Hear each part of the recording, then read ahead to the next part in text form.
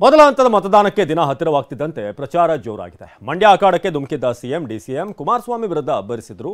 ಅತ್ತ ಮೇಲುಕೇಟೆಯಲ್ಲಿ ಎಚ್ಡಿಕೆ ಕೌಂಟರ್ನ ಕೂಡ ಕೊಟ್ಟಿದ್ದಾರೆ. ಮಂಡ್ಯ ಅಖಾಡದಲ್ಲಿ ಸಿಎಂ ಡಿಸಿಎಂ ಖದರ್, ವಿಪಕ್ಷಗಳ ಕೌಂಟರ್ಗೆ ಸಿದ್ದು ಡಿಕೆ ಎನ್ಕೌಂಟರ್.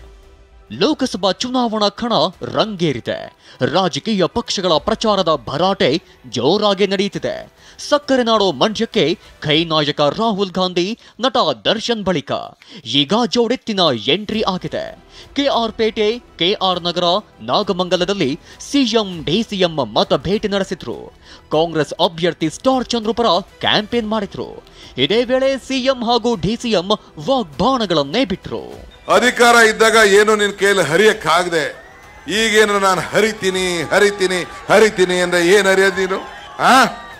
ನಾವು ಏನೋ ಇರ್ಲಿ, ಬಿಜೆಪಿಯವರು ದೂರ ಇರ್ಲಿ ಅಂತ ಅನ್ಬಿಟ್ಟು ನಿನ್ನ ಚೀಫ್ ಮಿನಿಸ್ಟರ್ ಮಾಡಿದ್ರೆ 39 ಜನ ಗೆದ್ದವರು, ನಾವು 80 ಜನ ಮಾಡಿದ್ರೆ ಏನ್ ಬೆನ್ ಚಾಕೋಗ್ಬಿಟ್ಟಿದ್ವಾ? ಯಾಕವತ್ತು ಮಾತಾಡ್ಲಿಲ್ಲ ನೀನು? ಯಾಕ್ರಿ ಮಿಸ್ಟರ್ ಕುಮಾರಸ್ವಾಮಿ, ಏನಾಗಿತ್ತ ಅವತ್ತು ನಿನ್ಗೆ? ಇವತ್ತು ಏನೆಲ್ಲ ಮಾತು.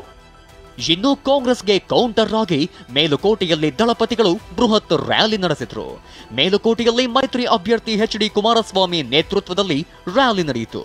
ಅತ್ತ ನಿಖಿಲ್ ಕೂಡ ಮಂಡ್ಯದ ಹಲವೆಡೆ ಬೃಹತ್ ರೋಡ್ ಶೋ ನಡೆಸಿದ್ರು.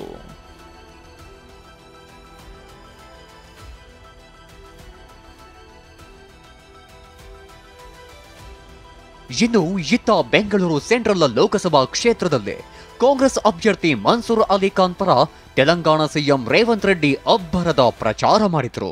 పిసి మోహన్ గారు చేసే పని ఏంటంటే పార్లమెంట్ లో మీ కర్ణాటక కరువు మీద నిధులు రావాలని అడిగాడు. మీ బెంగళూరు నగరంలో తాగునీటి సమస్య ఉండి కేంద్రం నుంచి నిధులు అడిగాడు.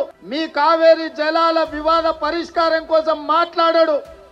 ఆయన సెంట్రల్ హాల్లో కూర్చొని పల్లి బఠానీలు తిని చాయ్ తాగి వాపస్ మళ్ళీ బెంగళూరుకు వస్తాడు తప్ప ఏ రోజైనా పిసి మోహన్ లోక్సభలో ఎప్పుడైనా కర్ణాటక సమస్యల మీద మాట్లాడిండా? మీరు ఒక్కసారి ఆలోచన చేయండి. ಇದೆಲ್ಲದರ ಮಧ್ಯೆ ಆಪ್ತ ಚರ್ಚೆ ನಡೆಸಿರೋ ಸಿಎಂ ಡಿಸಿಎಂ 20ಕ್ಕಿಂತ ಹೆಚ್ಚು ಸ್ಥಾನ ಗೆಲ್ಲೋ ವಿಶ್ವಾಸ ವ್ಯಕ್ತಪಡಿಸಿದ್ದಾರೆ. ಇಲ್ಲಿ ಕರ್ನಾಟಕ ನನ್ನ ಲೆಕ್ಕಾಚಾರ 20 ಸೀಟು ಈಗ ನಾವು ಮುಟ್ತೀವಿ. ಈಗ ನಾನು ಹೇಳ್ತಾ ಇದ್ದಲ್ಲ, ನಾನು ಯಾವಾಗಲೂ ಹೇಳ್ತಿದ್ದೆ ಈ ಸಾರಿ 15ರಿಂದ 20 ಗೆಲ್ಬೋದು ಅಂತ. ಈಗ ನಾವು ಪ್ರವಾಸ ಮಾಡಿ ಪ್ರಚಾರ ಮಾಡಿದ್ಮೇಲೆ ಗೊತ್ತಾಗ್ತಾ ಇದೆ 20ಕ್ಕಿಂತ ಜಾಸ್ತಿ ಗೆಲ್ತೀವಿ ನಾವು ಅಂತಕ್ಕಂಥ ವರದಿನೂ ಆ ಥರ ಬರ್ತಾ ಇದೆ. ಮೈಸೂರಿನಿಂದ ರಾಮ್, ದಿಲೀಪ್ ಜೊತೆ ಪ್ರಶಾಂತ್, ಟಿವಿ9 ಮಂಡ್ಯ.